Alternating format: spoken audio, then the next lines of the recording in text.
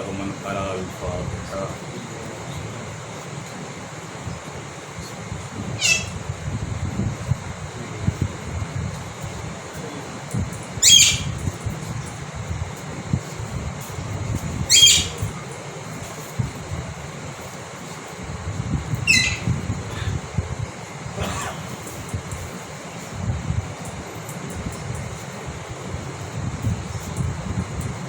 لا حول ولا قوة إلا بالله العلي العظيم. حسبنا الله ونعم الوكيل، نعم المولى ونعم النصير، وهو على كل شيء قدير. أعوذ بالله من الشيطان اللعين الرجيم. بسم الله الرحمن الرحيم. الحمد لله رب العالمين، الصلاة والسلام على أشرف الأنبياء والمرسلين، سيدنا ونبينا وشفيع ذنوبنا، محبوب رب المشرقين والمغربين، جد الحسن والحسين، مولانا أبي القاسم محمد.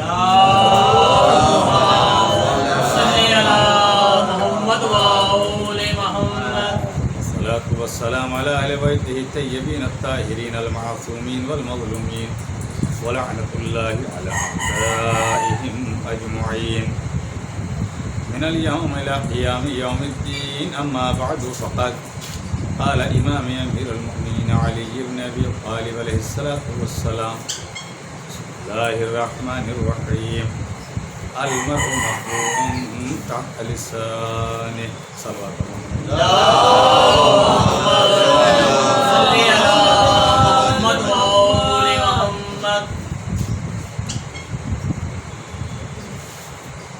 ارشاد حضرت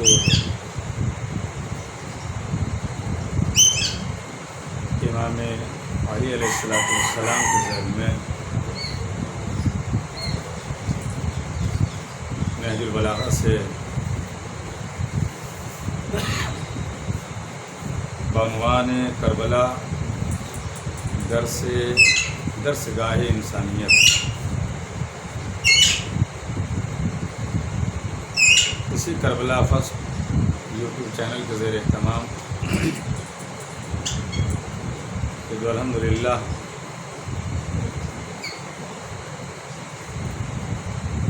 انڈیا، پاکستان، دبئی اور جتنے بھی اور دیگر ممالک ہیں، سب میں یہ لائیو دیکھا بھی جا رہا ہے، یعنی اسی وقت بھی، اور اس کے بعد کے لیے اس کو یوٹیوب پر اپلوڈ کر دیتے ہیں تاکہ جب جو چاہے اس کو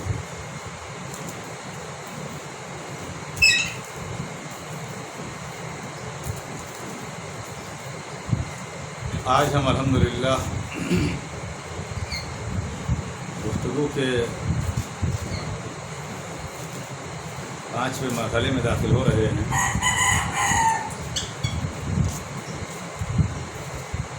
مولا کا یہ ارشاد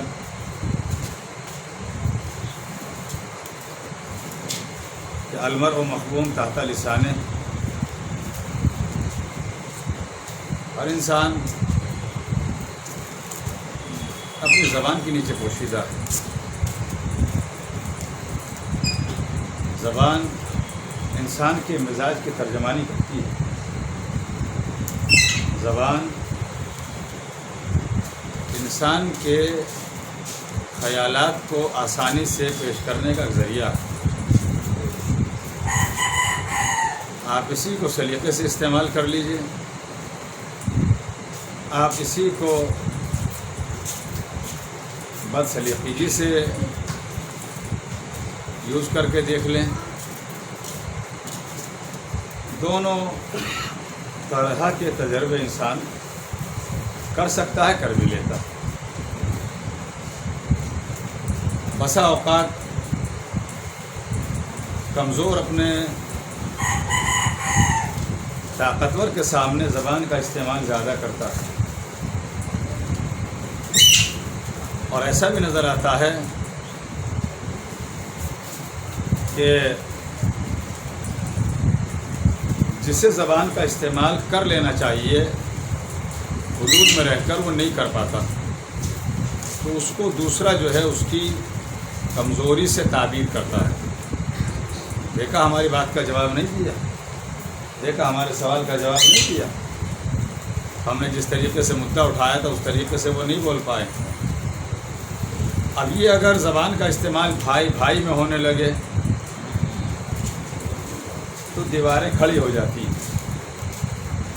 زبان کا استعمال شوہر و زوجہ میں ہونے لگے بچوں کی زندگی بیکار ہو جاتی ہے، زبان کا استعمال دوستوں کے درمیان ہونے لگے، یعنی صحیح استعمال کے لیے نکاح ہم نے غلط استعمال کے لیے کہہ رہے ہیں، اگر زبان کا غلط استعمال دوستوں کے درمیان ہونے لگے دوستیاں ختم ہو جاتی ہیں، پڑوسیوں کے درمیان ہونے لگے محبتیں رخصت ہو جاتی ہیں۔ لیکن ان تمام تر اشاروں اور تجربات کے باوجود بھی ہمارا یہ کہنا ہے کہ اگر ایک زبان کا استعمال زیادہ کرے تو دوسرے کو یہ چاہیے کہ اپنی زبان کو کنٹرول میں رکھ لے۔ اس سے قطع نظر کہ اگر ہم نے جواب نہ دیا تو دوسرے یہ کہیں گے دیکھا ہم نے تو مولانا صاحب کو یہ کہہ دیا، کوئی خاتون یہ کہے ہم نے تو اپنے شوہر سے اس طریقے سے دیکھا پیش آ گئے وہ چپ رہ گئے، ہم نے تو اپنے دوست سے ایسے خطاب کیا دیکھا وہ جواب نہیں دے پائے۔ تو اس کو خاموش رہنے والا اپنی کمزوری نہ سمجھے، جو خاموش رہتا ہے وہی بہادر کہلاتا ہے۔ تک میری آواز گئی؟ یہ زمانہ چونکہ اس کورونا کے عذاب کی وجہ سے یا لاک ڈاؤن کی وجہ سے جو بھی کہیں یا گورنمنٹ کی گائیڈ لائن کے سبب افراد کی تعداد کو متاثر کیے ہوئے ہے، عزاداروں کی تعداد مجالس میں کم آ رہی ہے۔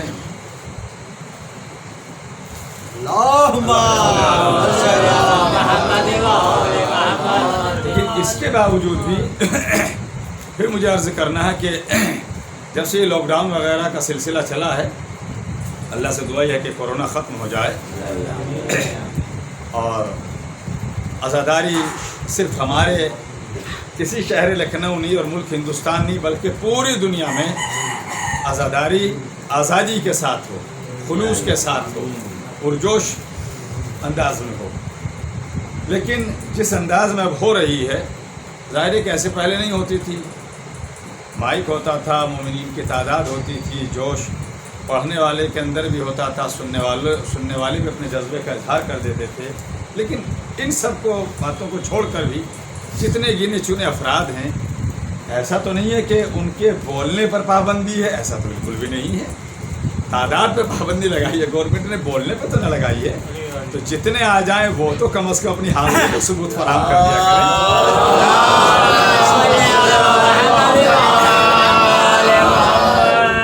جو آتے ہیں جو آ گئے ہیں وہ تو اپنی حاضری کا ثبوت دے۔ کم تعداد کے لیے گورنمنٹ نے کہا، یہ نہیں کہا کہ آپ آ گئے ہیں تو آپ خاموش رہیے، خاموشی کے لیے نہیں کہا، تو متوجہ رہیے۔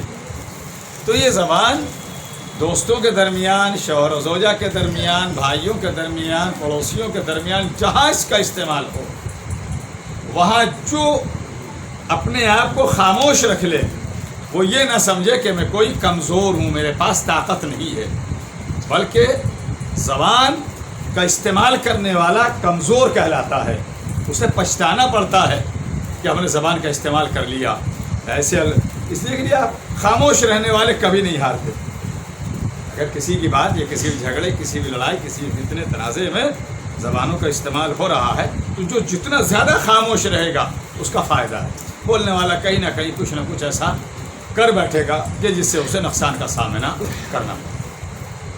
موضوع کیا ہے ہمارا؟ نہج البلاغہ، کلام امام امیر المومنین حضرت امام علی علیہ السلام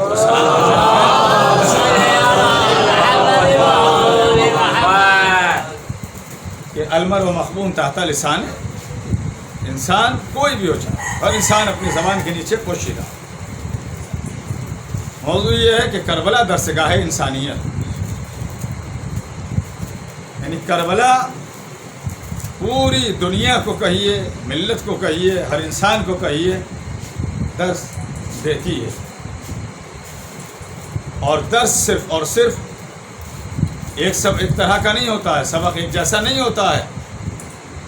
جس طرح کے سبق اور درس کی ضرورت پڑتی ہے کربلا اسی طرح کا درس دیتی ہے. اور کربلا کے یہاں دیکھیے کون سا ورق ہے زندگی کا، کون سا ایسا موضوع ہے کہ جو کربلا میں موجود نہ ہو یا کربلا نے جس کے بارے میں نہ سمجھایا ہو.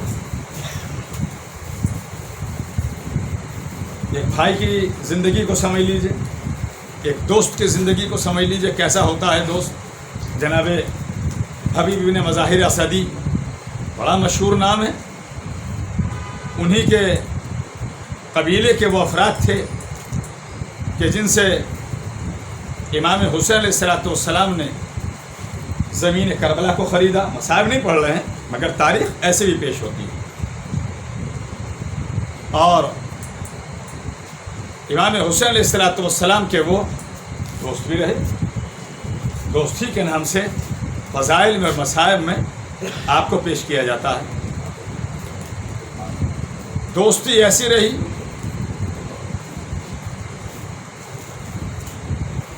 کہ زندگی کا آخری لمحہ بھی ایک دوست نے دوست کی بارگاہ میں نذرانے کے طور پر پیش کر دیا.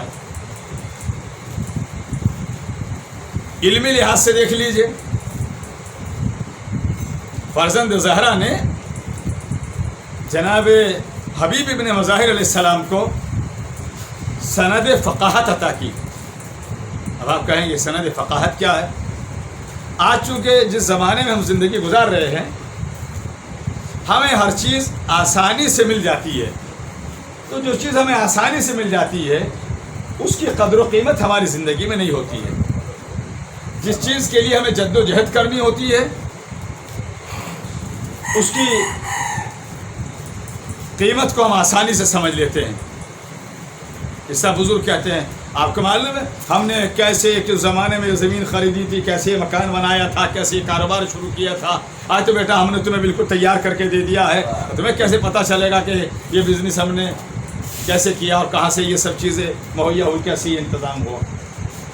جو کرتا ہے وہ جانتا ہے کہ اس میں ذرا ذرا سی چیزیں بھی کیسے لائے تھے، کیسے انتظام کیا تھا، کیسے نیچے سے اوپر کی طرف چلے تھے.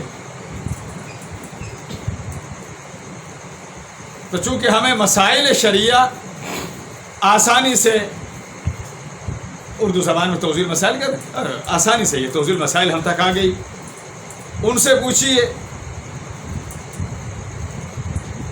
کہ جو پوری عمر علم دین میں صرف کر کے کتنی جد و جہد کرتے ہیں اور کیسے وہ مسائل شرعیہ ہم تک پہنچاتے ہیں. ظاہر ہے کہ مجھے جس کے تذکرے سے آج کے اس موضوع کو مربوط کرنا ہے وہاں تک پہنچنے کے لیے مجھے ابتدا میں ذرا سا ماحول کی سازگاری کے لیے یہ مصرعے پیش کرنے ہیں. ایک صلوات پڑھ دیں محمد علیہ.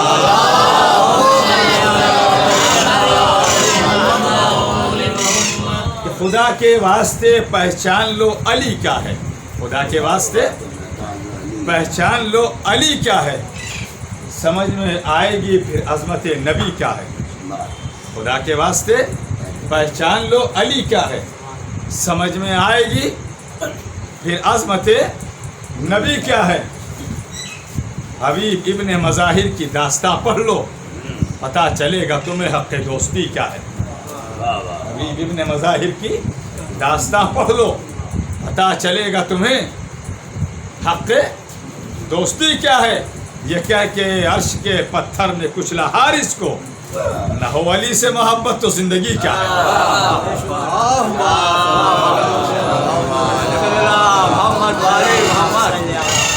تو جناب حبیب ابن مظاہر کی داستان کو پڑھ لو دوستی کا پتہ چل جائے گا. دوستی کہتے کسے ہیں؟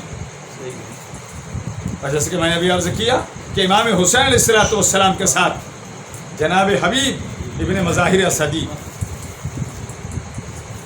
آپ دیکھیے اللہ آپ کو زیارت نصیب کرے، کربلا تشریف لے جائیے کبھی. جناب حبیب ابن مظاہر جو آپ کو ملیں گے وہ بالکل امام حسین علیہ السلام کے قریب. بالکل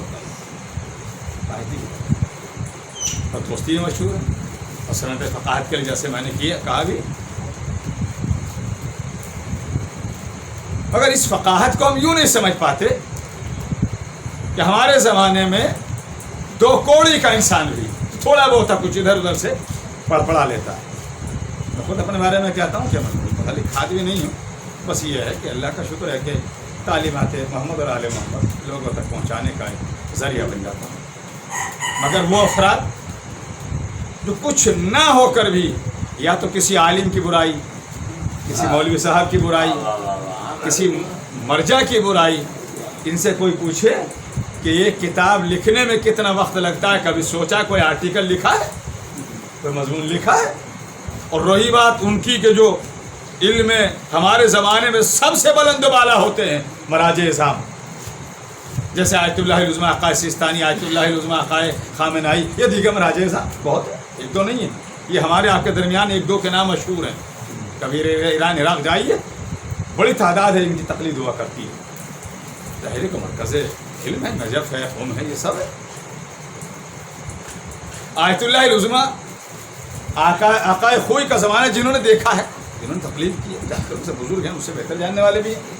34 جلدیں آپ نے کتاب رجال پر لکھی. کتنی لکھی؟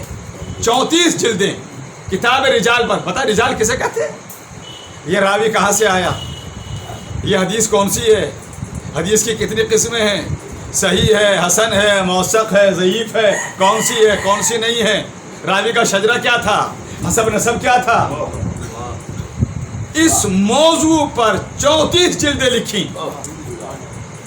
اور پھر وہ کتابیں کہ جو ہمارے یہاں بنیاد ہے، جو بنیادی حیثیت رکھتی ہیں. اب اگر آج کے زمانے کسی آسانی سے پوچھ لے کتنی ہیں، معلوم ہے اہل سنت والجماعت کی بنیادی کتابیں کتنی ہیں؟ 6. کتنی؟ 6 ہیں. اسی لیے ان کو صحائح ستہ کہا جاتا ہے. ستہ کہتے ہیں عربی میں 6 کو، صحائح یعنی صحیح کتابیں 6، اور چاہے ہو ایک بھی نہیں. صلوات پر محمد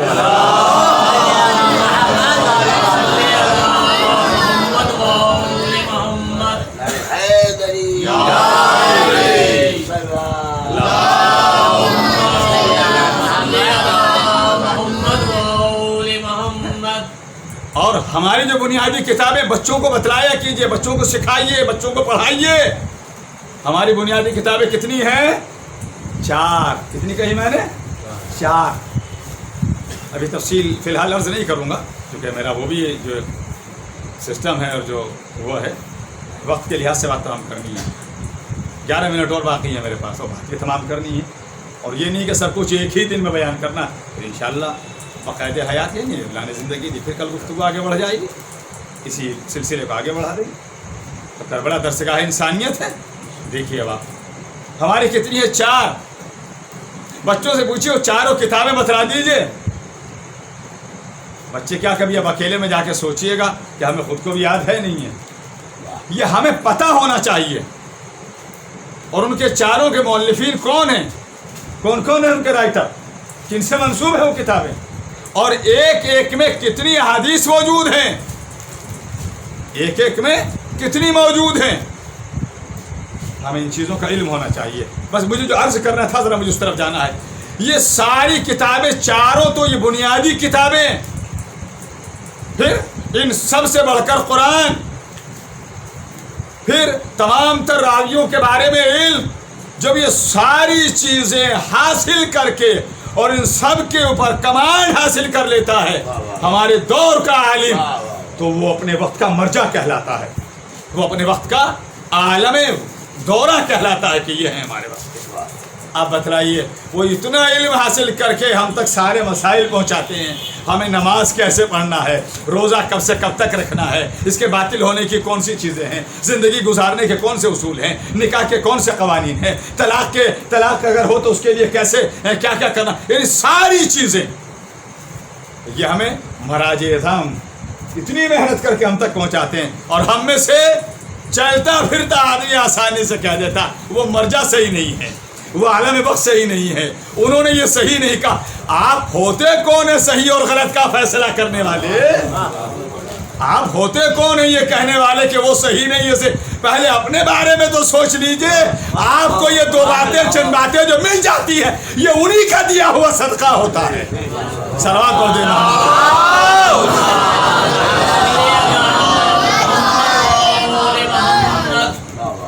کسی بھی مرجع کسی بھی عالم وقت تو آپ یہ نہ کہیے وہ بہتر ہیں وہ بہتر نہیں ہیں. ہاں آپ کو تقلید کرنا ہے، مرد ہو یا عورت ہو، بچہ ہو یا بڑا ہو، جب وہ بالغ ہو جائے اس پر تقلید واجب ہے. 9 سال کی لڑکی کی عمر ہے اور 15 سال کا لڑکا یا اس کے علاوہ اور جو علامات ہیں وہ ہوں تو اس کے بعد اس پر تقلید واجب ہے. یہ اس کو اختیار ہے وہ کس کی تقلید کرے کس کی نہ کرے. مراجع اعظام جتنے بھی ہیں ان میں سے کس کی کرے کس کی نہ کرے یہ ہو جائے. مرجع اپنے وقت کا علم میں سب سے بلند جو انسان ہوتا ہے وہ مرجع ہوتا ہے، وہی عالم کہلاتا ہے. مرجع اپنے وقت کا مجاہد ہوتا ہے.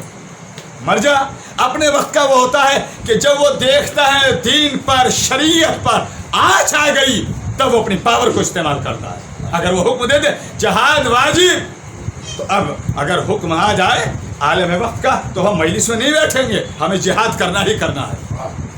ہمیں جہاد کرنا ہی کرنا. اور جب ہم وقت کے نائب امام یعنی جو وقت کے نائب ہے، امام کے جو نائب ہے، جو مرجع ہوتا ہے وہ نائب امام ہوتا ہے.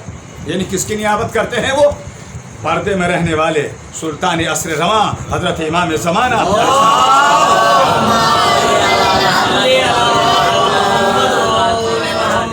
ان کی وہ نیابت کرتے ہیں، نائب ہوتے ہیں. یعنی جو جملہ سن لیجیے گا توجہ سے ذرا دیکھیے گا سنیے گا. وقت کا مرجع جو کہتا ہے وہ کہتا ہے جو امام اس سے کہلواتا ہے. جو امام اس سے کہلواتے ہیں وہ کہتے ہیں. تو ہمیں کیا چاہیے؟ امام کو تو ہم دیکھ نہیں پاتے، امام چونکہ پردہ غیبت میں ہے.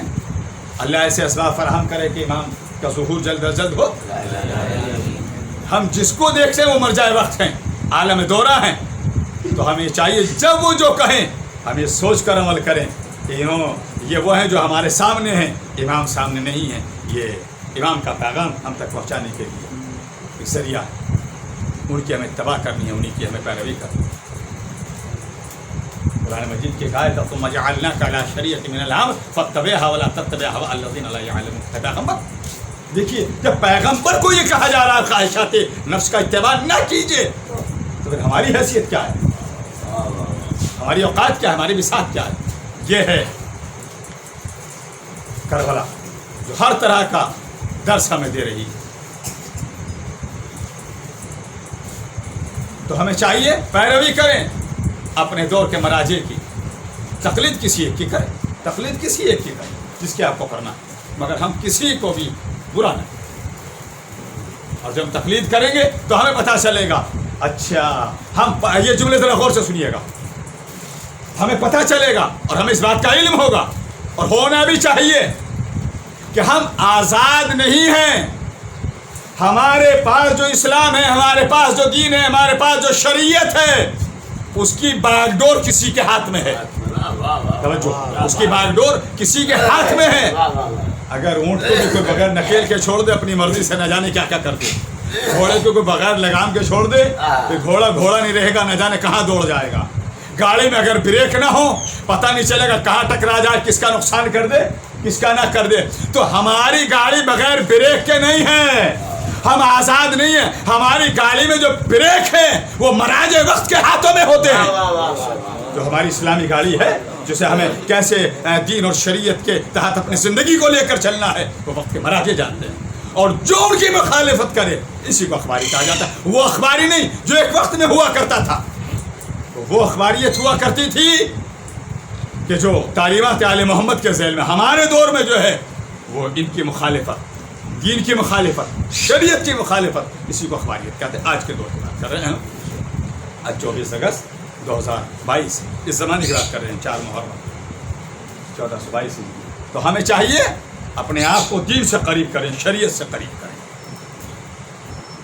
ہم آزاد نہیں ہیں. اور سن لیجئے یہ پوری دنیا جو ایران سے گھبراتی ہے، چاہے وہ امریکہ ہو، اسرائیل ہو، اچھا سعودی عرب کیوں نہ ہو، سعودی ہو یا یہودی ہو، سب مل کر بھی ایک ساتھ ہو جائے ایران کو کچھ نہیں بگاڑ سکتا. کچھ نہیں بگاڑ سکتا.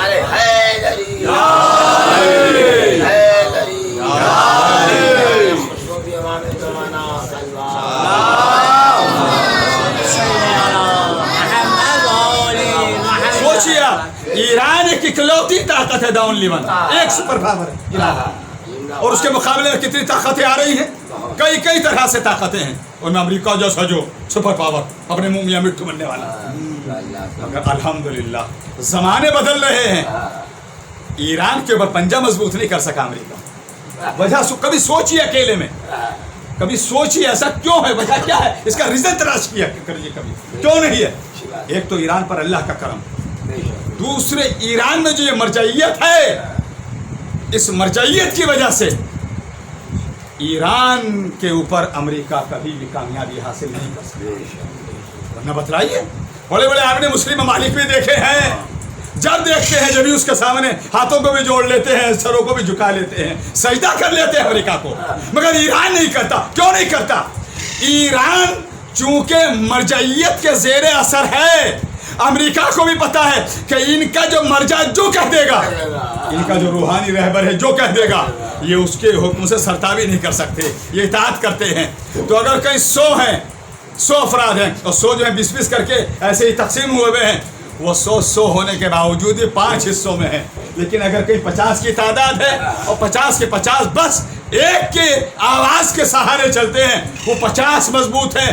तो ईरान अकेली ताकत है 53 मुसलमान मुल्कों में, मगर ईरान न कभी अमेरिका से डरा, न इसराइल से डरा, न यहूदी से डरा, न ये किसी से, न सऊदी से डरा। क्यों नहीं डरा?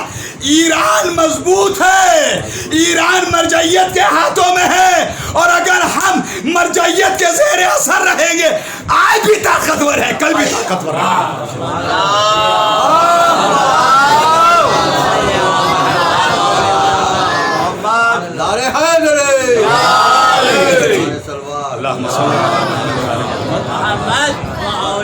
कीमती गोशा सुन लीजिए।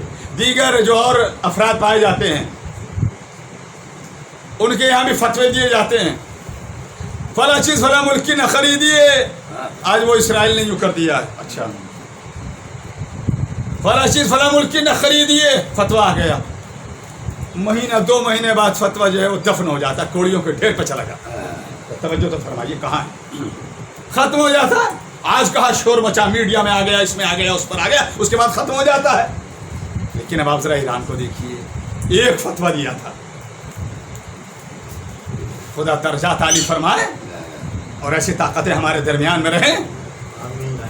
आयतुल्लाह उज़्मा रहबर कबीर इमाम खुमैनी ने रुश्दी के खिलाफ आज तक उस फतवे के ऊपर हर्फ ना आ सका। हमारा आलम नहीं है जिसने फतवा दिया था, मगर फतवा जिंदा है। पता नहीं कहाँ है आप, तवज्जो तो फरमाइए। आलम गुजर गए, इमाम खुमैनी गुजर गए, मगर फतवा आज भी जिंदा है।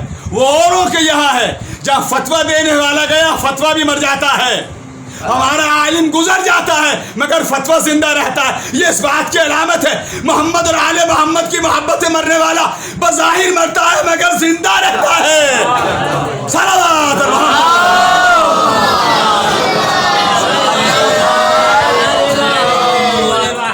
आए तकबीर हुई फतवे के ऊपर और पाया और फतवा मेरा से कोई फतवा आज ही मौजूद है। इमाम खुमैनी रहमतुल्लाह अलैह, ये देखिए ये ताकत क्यों है, ये ताकत और ये हमारे पास जो इत्तेहाद है, ये मरजइयत की वजह से। ये मरजइयत हमें तस्बीह के दानों की तरह पिरोए रहती है, हमें चाहिए इसकी कद्र करें। हम आप देखें। अच्छा एक चीज़ और कहता चलूँ, हाँ क्योंकि आज इसी मौजू पर मेरा खिताब हो गया और इसी पर मसाइब भी हैं। आप देखिए व्हाट्सएप पर देखिए, फेसबुक पर देखिए और दीगर उस पर देखिए, जो प्रिंट मीडिया वाली चीज़ें हैं, एक ख़त है जो गर्दिश कर रहा है। अगर किसी ने देखा है या कोई व्हाट्सएप चलाता है, अगर आदमी से कोई तो हाथ बुलंद करके कहे। वैसे सब चलाते हैं, अब हम पूछ रहे हैं, अब सब ऐसे बैठेंगे जैसे कि हमारे इस पूरे मजमे में से कोई व्हाट्सएप नहीं चलाता, कोई फेसबुक नहीं चलाता। क्या वो ख़त किसी ने देखा जो इमाम हुसैन इस्लाम का ख़त जनाब हबीब इब्न मज़ाहिर के नाम है व्हाट्सएप पर चल रहा है? नहीं, इत्तफाक़ है किसी एक ने भी देखा, कोई व्हाट्सएप नहीं चलाता मेरे मजमे में। सलवात और मोहम्मद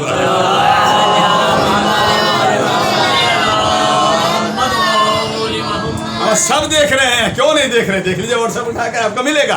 खैर बहरहाल सुनिए, खत है, एक पुराना सा हल्का सा पीला से कागज़ है और हर साल उसे जो है वो भेजने वाले इधर से उधर, इधर से उधर, इधर से भेज देते हैं। ये खत है हुसैन गरीब का हबीब इब्न मज़ाहिर के नाम। کہ مولا کی تحریر ہے کسی کے پاس؟ کہ مولا کسی کو تحریر دے کر گئے تھے کہ اتنے زمانے کے بعد اس تحریر کو تم عام کر دینا؟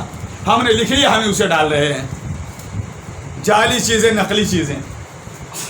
اگر مولا کے چاہنے والوں کے درمیان بھی اس طرح کی چیزیں عام ہو گئی اور ہم انہیں ادھر سے لیا، اچھا یہ فیس بک ایک ایسا راوی ہے، یہ واٹس ایپ ایک ایسا غیر معتبر راوی ہے، ہمیں پتہ بھی نہیں ہوتا، اس اردو میں سلام علیکم جگہ اسلام علیکم لکھا رہتا ہے، ادھر لے لیا ادھر ڈال دیں گے، ادھر سے اٹھایا اس کے پاس ڈالیں گے، سلام علیکم لکھا مگر اسے ڈال دیں گے، پتہ بھی نہیں ہے کیا لکھا ہے مگر اسے ہم ادھر ادھر ڈال دیتے ہیں۔ کم از کم جس کو ڈالنے کا شوق ہے واٹس ایپ یا فیس بک پر کچھ ڈالنا ہے، اسے کم از کم پڑھ تو لیجئے، کسی پڑھے لکھے کو دکھا تو لیجئے، اس کا املا تو لے لیجئے کہ املا تو درست کرا لیجئے، کیا ہے کیا نہیں ہے، بس جو دیکھا جو ملا اسے ہم نے ڈال دیا۔ تو اگر ہم نہیں جانتے اس کی صحت کے بارے میں تو تھوڑا سا ٹہر جائیں، خود کو ڈال لیں، اور جس کو دیکھیے بس 4 محرم آ گئی، 3 محرم آ گئی، 2 محرم خط ڈال، پڑھ تو لیجئے لکھا کیا ہے، پڑھ تو لیجئے کس کا آج کے دور میں ڈالنا کوئی بہتر ہے یا نہیں ہے، یہ ہم ڈالیں نہ ڈالیں، تو ہم توجہ فرمائیے، ہم ڈالیں یا نہ ڈالیں، ہم اس کو پڑھیں نہ پڑھیں، پڑھے ہیں اسے ڈالے جا رہے ہیں اسے۔ جو امام کی زبان تھی، جو امام نے لکھا ہوگا وہ ہم تک نہیں ہے وہ تحریر، یہ جو آج کے دور میں خط گردش کر رہا ہے یہ ہمارے ہاتھوں کی لکھی ہوئی چیز ہے، ہمیں غور کر لینا چاہیے۔ اگر یہ قوم آزاد ہو گئی تو پھر کوئی قوم ایسی نہیں ہوگی کہ جس کے بارے میں یہ کہا جائے کہ اس کی بات معتبر ہے۔ آج بھی الحمدللہ خیر افراد کے اوپر اس قوم کا اثر موجود ہے، ایک تو اس قوم میں مرجعیت ہے، دوسرے اس قوم میں علم ہے الحمدللہ، جتنی تعداد ہے ہماری شیعہ نے حیدر قرار کی اس کے لحاظ سے ہمارے یہاں علم ہے، خدا کا فضل و کرم ہے، اس کا احسان ہے، اللہ ہم سبھی کے علم میں اضافہ کرے اور شیعہ کو اللہ بخیر و عافیت رکھے۔ بس آخری فقرے اور مسائل، جناب حبیب ابن مظاہر، آپ کو ایک وقت میں 2 اعزاز ملے، 2 شرف ملے، وہ کیا ہیں سن لیجیے، میں مسائل پہ آ گیا اسی ترتیب کے ساتھ۔ حبیب ابن مظاہر کو 2 ملے اعزاز، حبیب ابن مظاہر کو 2 ملے اعزاز ہے۔ ایک حسین کا خط، ایک سلام زینب کا، حسین نے خط لکھا، زینب نے سلام کہا، کب کہلوایا؟ حالات بدل گئے، کوفے سے، شام سے، اطراف سے، یزید، کولی، شیم، ہرملا، سنان، سب اللہ ان تمام تر ملعونوں پر اور لعنت کرے، اور ان تمام تر کربلا میں جس نے ظلم کیا، یا آج بھی اگر آل محمد پر، آل محمد کے چاہنے والوں پر کہیں ظلم ہو رہا، یا اللہ تمام تر ظالموں کو سخت سخت عذاب میں مبتلا کر دے۔ زینب کے کانوں میں آواز آئی، گھوڑوں کی ٹاپوں کی آواز، پتہ چلتا ہے کہ کون کہ وہ اتنا لشکر لے کر آ گیا، وہ ملعون اتنا لشکر لے کر آ گیا، وہ ظالم اتنا لشکر لے کر آ گیا، کس لیے آ رہے ہیں سب؟ فرزند زہرا قریب کربلا، زینب کبریٰ کا ماتا ہے حسین، اور انصار و احباب حسین تحقیق کرنے کے لیے زینب کا دل بیٹھا جاتا ہے، جیسے جیسے گھوڑوں کے ٹاپوں کی آوازیں کربلا میں بڑھتی ہیں، انہی کی آوازیں آتی ہیں، ظالم آگے فوج لے کر، زینب جگر پر ہاتھ، فضا کہاں، غلام آ جائے، حسین کو بلایا، حسین کہاں، دیکھ رہی ہوں اتنی فوجیں، اتنے رسالے، اتنے لشکر چاروں طرف سے آ رہے ہیں، حسین کوئی تمہارا چاہنے والا نہیں ہے، تمہارا ہمدرد نہیں ہے، تمہارا کوئی دوست نہیں ہے؟ دیکھیے پتہ تھا، زینب کو بھی پتہ تھا، حسین کو بھی، مگر دیکھیے اسے کہتے ہیں کربلا، بہن نے یاد دلایا کہ اگر دوست ہو تو اب اسے بلا لو، ایسے موقع پر پتہ چل جائے چاہنے والوں کو۔ ایک فقرہ کہہ دو، اللہ کرے آپ کو یاد رہ جائے آج کے میرے اس بیان کا یہ فقرہ۔ حسین علیہ السلام نے شب عاشور اندھیرا کیا، چراغ کو بجھایا، اور کیا کہا تھا؟ جو تم میں سے جانا چاہتا ہے وہ چلا جائے۔ مولا کے چاہنے والے جملہ یاد رکھنا، ترتیب سے مسائل پہ آنا۔ کیا کہا تھا؟ جو جانا چاہتا ہے چلا جائے۔ اندھیرا کر دیا حسین نے، نہیں دیکھے گا کسی کو۔ اور دن کے اجالے میں کیا کہا تھا عصر عاشور؟ حل من ناصر ینصرنا، ہے کوئی جو میری مدد کو پہنچے؟ دست ادب جوڑ کے بارگاہ حسین میں کہوں گا مولا رات کے سناٹے میں کہہ رہے ہیں ہے کوئی جو جانا چاہتا ہے وہ چلا جائے، اور دن کے اجالے میں کہہ رہے ہیں عصر عاشور ہے کوئی جو میری مدد کو پہنچے، شاید جواب ملے۔ رات میں اندھیرا اس لیے کر کے کہا کہ جو جانا چاہتا ہے چلا جائے، کہ اگر اپنوں میں کوئی غیر ہے تو وہ چلا جائے، اور دن کے اجالے میں پکار کر کہا کہ اگر غیروں میں کوئی اپنا ہے تو وہ آ جائے۔ یہ تھا فلسفہ۔ خط کیوں لکھا؟ وجہ سن، خط بھی اس لیے لکھا، اللہ کرے میں آپ حضرات کا شکر گزار بھی ہوں اور دعا بھی کرتا ہوں اللہ سب کو بہتر رکھے، اور جو 8 بجے صبح یہاں مجلس کا ٹائم ہے اس سے آپ 10-15 منٹ پہلے یہاں جاتے ہیں، اللہ آپ کی توفیقات میں اضافہ کرے، اور اسی ترتیب سے جتنے دن باقی ہیں میں آپ کے خدمات عالیہ میں اپنے الفاظ پیش کرتا رہوں۔ اللہ میرے بھی علم میں عزت میں اضافہ کرے، مجھے بھی اللہ جن میں اس کے شخص کرے، تمام تنازع داروں کو اللہ پرسکون و باوقار زندگی کرے، سب بہتر رہے۔ سنیے خط لکھا، جناب زینب کبریٰ نے یاد دلایا، لکھا گیا خط، کیا لکھا؟ یہ خط ہے حسین غریب کی طرف سے، اپنے آپ کا لفظ غریب۔ اس کے بعد کیا لکھا؟ ایک مرد فقیہ حبیب ابن مظاہر کے نام، فقیہ اسے کہتے ہیں کہ اس وقت ہمارے درمیان جو علم افضل فقیہ لکھا اس زمانے مرحوم علامہ سید ذیشان حیدر جوادی کا جملہ سن لیجیے، جو ان کا فقرہ ہے، میرا نہیں ہے، وہ کہا کرتے ہیں، فقرہ بھی بہت بلند۔ علامہ جوادی نے کہا تھا کسی وقت میں نے بڑے قریب سے انہیں ایک کانفرنس میں مظفر نگر میں سنا، تنظیم مکاتب کی کانفرنس تھی، اس میں کہا کہ حسین علیہ السلام نے حبیب کو خط لکھا، اس کے میں نے بھی عرض کیا تھا کہ جو اپنے وقت کا مرجع ہوتا ہے، عالم ہوتا ہے، وہ علم میں بھی افضل ہوتا ہے، وہ مجاہد بھی ہوتا ہے۔ حسین نے خط لکھ کر بتایا کہ دیکھو حبیب، سند فقاہت ہم دے رہے ہیں اور جذبہ شہادت کا اظہار تمہیں کرنا ہے، کہ یہ ہوتا ہے وقت کا مجاہد۔ خط لکھا، کیا لکھا؟ یہ خط ہے حسین غریب کی طرف سے حبیب مظاہر۔ اے حبیب، ہم دشمنوں کے نر حبیب، چاروں طرف سے ہمیں دشمنوں نے گھیر لیا ہے، حبیب اگر ممکن ہو تو ہماری مدد کو پہنچو۔ امام نے لکھا، درد کے ساتھ ذرا جملے سنیے، پورا خط لکھ لیا۔ آج چونکہ وہ زمانہ نہیں رہا، اس فون نے، موبائل نے جو ہے وہ خطوط کا زمانہ ختم کر دیا۔ ایک زمانہ ہوتا تھا خطوط لکھے جاتے تھے، القاب، آداب، سن و سال کی رعایتیں ہوتی تھی، املے دیکھے جاتے تھے، تحریر دیکھی جاتی تھی، زمانہ تھا لکھے جاتے تھے خط، اب نہیں رہا۔ اس کے بعد میں ایک دوسرے کو سنایا بھی جاتا تھا، کسی کو کچھ لکھوانا ہوتا تھا، اضافہ کرانا ہوتا تھا۔ اب سوچئے حسین نے خط لکھا زینب پاس، زینب کہتے ماں جائے مجھے سنا دے، حسین نے خط سنایا، حسین نے پوری تحریر اپنی بہن زینب کو سنا دی، لے بہن یہ لکھا ہے۔ زینب کبریٰ کہتی ہے ماں جائے حسین ایک فقرہ میری طرف سے اس میں اضافہ کر دے۔ زینب نے کیا لکھا ہے معلوم ہے؟ حسین نے لکھا، زینب کہتی ہے لکھو ماں جائے، لکھ دو، حبیب آنے میں تاخیر نہ ہو جائے، کہیں ایسا نہ ہو تمہارے آنے سے پہلے سر زینب سے چادر اتر جائے۔ اللہ آپ کی آوازوں پر رحمت نازل کرے، پروردگار عزاداروں کو سلامت رکھے، یا اللہ عزاداری سکون سے ہم کر سکے ایسے اسباب فراہم فرما، معبود ہم سب کی حفاظت فرما، اے میرے معبود ہمارے گھروں کی حفاظت فرما، یا اللہ عزاخانوں کی حفاظت فرما، دیگر ممالک میں جو افراد ہیں جو روزگار کے لیے گئے ہوئے ہیں، میرے معبود سب کے رزق میں، روزگار میں، عزت میں اضافہ فرما، یا اللہ انہیں بھی عزاداری سکون سے کرنے کی توفیق عطا فرما۔ کیا لکھو ہے؟ اے ماجا حسین اس میں لکھ دے کہ حبیب آنے میں دیر نہیں کرنا۔ حبیب کو، حبیب کی تلیے خط لکھا گیا، قاصد کو دیا۔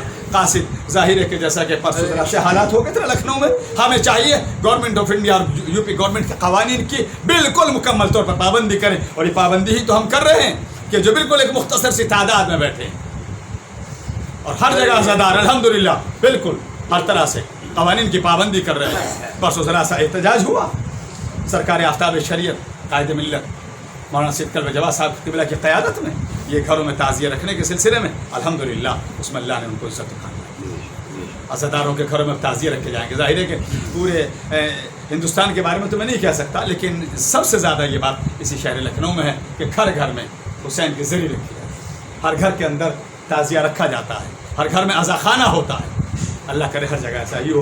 तो नहीं रखने दिया जा रहा था, वो रखा गया। तो थोड़ी देर के लिए जैसे ही वो फ़ज़ा में गर्मी आई, फ़ौरन वो रास्ते में बांस बल्ली लगानी शुरू कर दी पुलिस ने, ताकि सब वहाँ ना पहुँच सकें।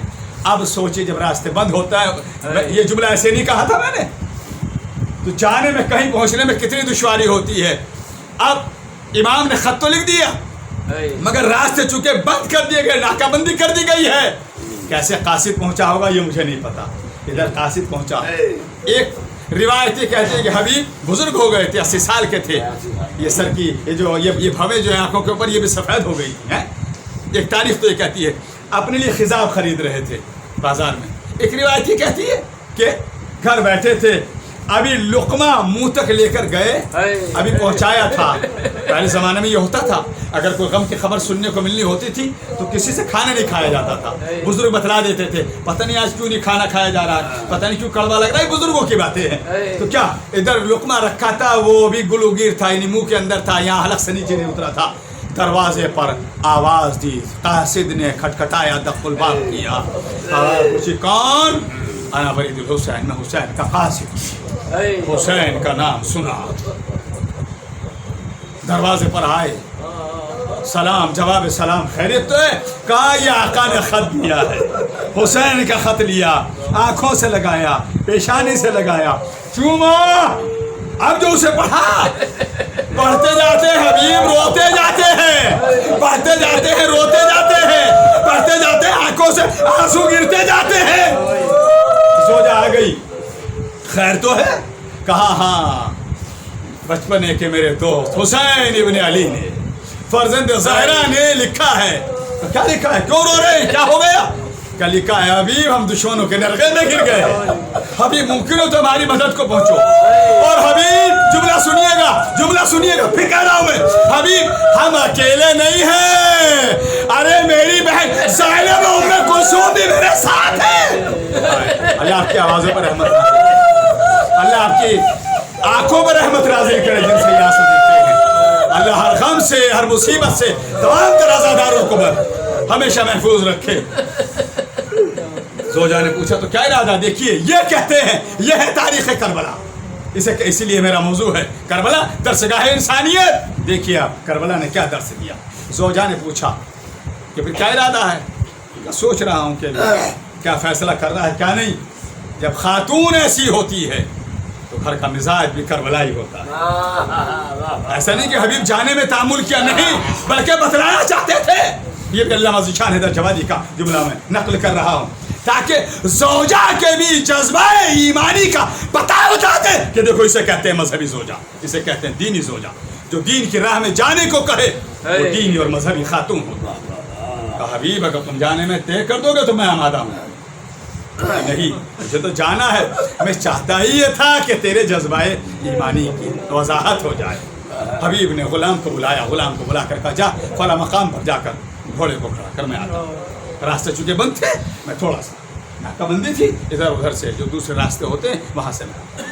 हबीब आमादा हुए, बस जुमले की फिर कदर। हबीब को पहुँचने में थोड़ी सी ताख़ीर हो गई। गुलाम ने अपने घोड़े की ज़ीन पर हाथ रख कर कहा, क्या घोड़े, अगर मेरे आका को आने में देर हो गई ना, मैं तेरी पुश्त पे सवार होकर फर्जंद ज़हरा की मदद को जाऊंगा।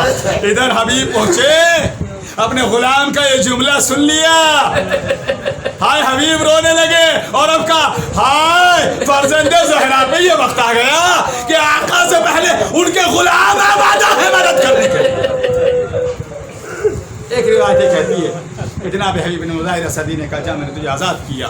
गुलाम ने कहा नहीं, जब तक आपकी नुसरत का मौका हमें साथ रहा, अब फर्जंद ज़हरा की मदद के लिए जा रहे हैं तो गुलाम को अपने साथ लेकर चले। उधर हुसैन इब्न अली हैं जो इंतज़ार कर रहे हैं, कब कूफे की तरफ से जो राह आती है वहाँ से गर्द गुबार नमूदार घोड़े का सफ़र पता चल जाता था। जब इसकी टापों से गर्द गुबार उड़ती थी, हुसैन ने बुलाया, आ जाओ अली अकबर, आ जाओ अब्बास, आ जाओ जॉन, आ जाओ भांजे। उन्होंने मोहम्मद को बुलाया, आ जाओ हबीब का इस्तकबाल करना है। हबीब आए, हुसैन ने बढ़कर इस्तकबाल किया, कलेजे से लगाया, तसल्ली हुई, मेरा दोस्त आ गया, बचपन का साथी आ गया। जनाब फिजा ने जाकर खबर दी, जनाब फिजा ने जाकर खबर दी, शहजादी हुसैन के दोस्त हबीब इब्ने मज़ाहिर आ गए। حسین کے دوست حبیب ابن مظاہر آ گئے، جیسے اتنا سنا فوراً کا فضا، اے فضا حبیب کو میرا سلام کہہ دینا اور کہنا حبیب تم نے بہت اچھا کیا، اس غربت میں ہماری مدد کے لیے آ گئے۔ جیسے فضا آئی آ کر کہا حبیب شہزادی نے سلام پہنچایا ہے۔ حبیب خاک پر بیٹھے، خاک کو اٹھا کے امامے کو زمین پر رکھا، خاک کو اٹھا کے سر پہ ڈالی اور کہا اے پروردگار، ارے شہزادیوں پہ یہ وقت آ گیا کہ غلاموں کو سلام کہلوائے۔ اللہ آپ کو کوئی غم نہ دے، آخری فتنہ مسائب تمام، اللہ تمام تو رضا داروں کی حفاظت کرے۔ ایک سلام تو میں نے یہ دیکھا تو جو جناب حبیب کو ملا، جناب زینب کبریٰ کا سلام، ایک سلام میں نے وقت عصر ہے جو میرے ذہن میں گردش کر رہا ہے۔ حسین اپنے جوان سال بیٹے عابد بیمار کے قریب آئے تھے۔ یہ آزادانوں دیکھو حسین نے آپ کو کس موقع پہ یاد رکھا، آ کر بیمار کے قریب آئے، اشارہ ہلایا، عابد بیمار نے اپنے بابا کو دیکھا، جیسے سے ذرا سا افاقہ ملا اپنے بابا کو دیکھا، دیکھ کر کیا کہا تھا، بابا یہ کس کا لہو ہے، بابا یہ کس کا لہو ہے؟ حسین کہتے ہیں یہ پوچھو یہ کس کس کا ہے، سب کا لہو میرے دامن پر ہے۔ کہ کیسے؟ کہ اصغر بھی شہید ہو گئے۔ کہ بابا کیا خیموں میں آ گئے؟ کہ نہیں میرے لال، تیرا بھائی پیاس سے بہتاب تھا، ہونٹوں میں بھی پپڑیاں جم گئی تھی، زبان اکڑ گئی تھی، میں ہاتھوں پر لے کے گیا تھا، ارے اسے پانی نہ ملا، تیر سے پیاس بجھائی گئی۔ اب کہا تھا حسین نے، یہ بیٹا سید سجاد جب قید شام سے چھوٹ کر مدینے جانا، میرے چاہنے والوں سے میرا سلام کہنا اور کہنا شرط وفا یہ ہے جب ٹھنڈا پانی پینا میری پیاس کو یاد کر لینا۔ ہائے 3 دن کا بھوکا پیاسا تمہارا آقا مولا اس دنیا سے گزر گیا۔ حسین کی اولاد اور آدمی سے روز عاشور کے بعد بھی کسی نے بھی اگر سوال کیا صرف پانی کا کیا۔ الا لعنۃ اللہ علی القوم الظالمین وسيعلم الذین ظلموا أي منقلب ينقلبون۔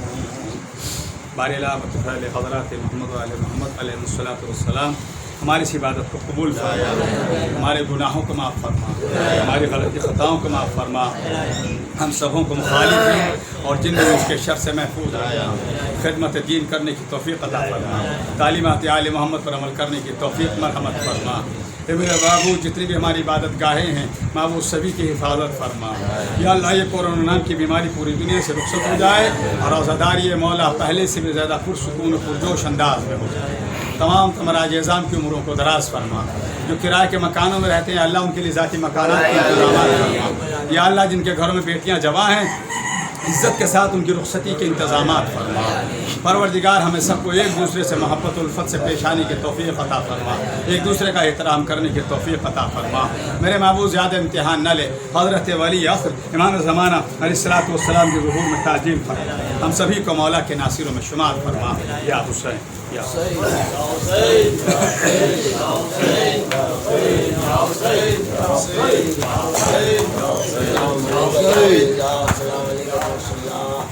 يا مولد الفوت